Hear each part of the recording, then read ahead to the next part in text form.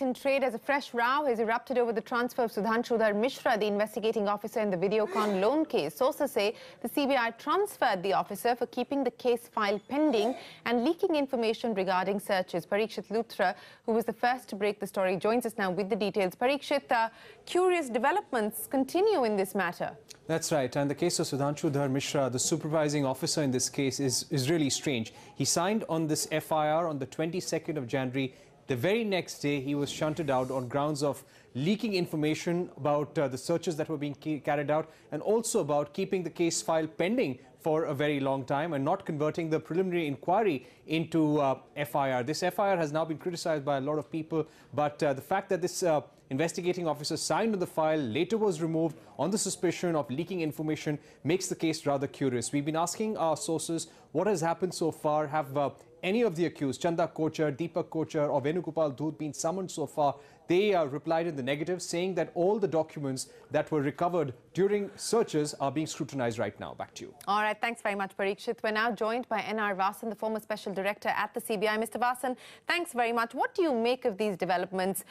Here is an officer who signs off on an FIR and the very next day is moved out, allegedly for leaking information, for sitting on the file. I mean, this speaks poorly, doesn't it?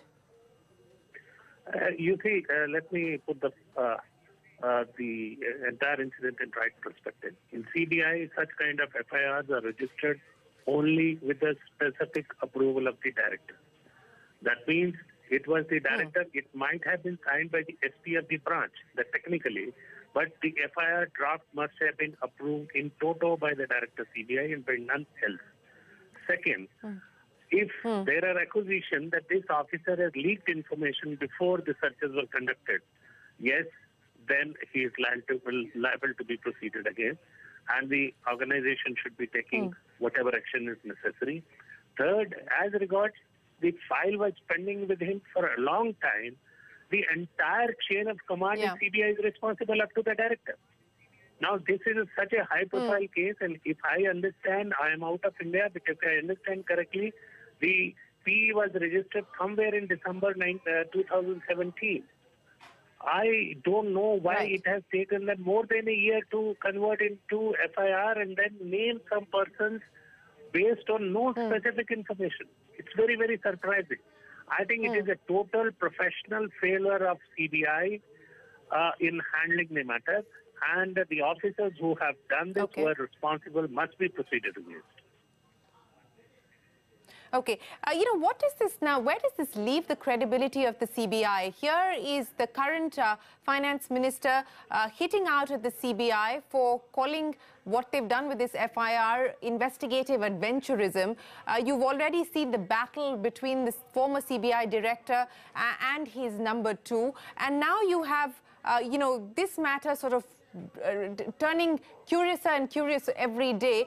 What is the sanctity then of the FIRs or the Ps that the CBI is filing? I mean, the opposition claims that most of this is politically motivated. Does this not lend credence then to that argument? You see, that is all talking politics. I think I am not at all impressed by these statements of politicians, either of this color or that color. You see, it's a total failure of, professional failure of CBI leadership. And whatever we are watching today is very, very unfortunate. The CBI has lost its credibility, and it is going to take a long time to get back that credibility and respect and trust in the public. And this FIR, if I understand correctly, they have added a para where they have named some officers who earlier worked in ICICI Bank, a kind of making a roving and fishing inquiry. 1 year, if they could not find anything specific against these individuals, so where was the need to put their name? If during the investigation, any role of these persons would have come out, they could have registered a fresh case or added those names at that particular time. Here, what they have done is they have mentioned something against some people, not even named them as suspects in the FIR. It's very strange. It doesn't happen in CBI. It's not done. It's not done, and it sends wrong signals both for the financial sector, because earlier also there has been criticism of CBI that they make fishing and roving inquiries. And second, as a CBI, we must act responsibly. We must take action against the corrupt. We must Right. take action against people who have committed crime, no doubt.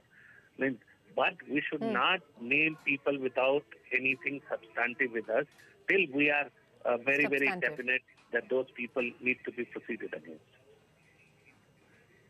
Okay, so deep disappointment there with the manner in which the CBI has dealt with this case. That's the former special director of the CBI saying that the agency should not indulge in a roving and fishing expedition, pretty much mirroring what we've heard from Arun Jaitley as well, but saying that the buck stops with the director, and the director should have been in the know for while a file was pending, why it wasn't being taken forward, and even as far as this FIR is concerned, the direction to go ahead with that would have been at the behest of the director. So the chain of command has seen a virtual collapse. That's the view there from the former special director at the CBI.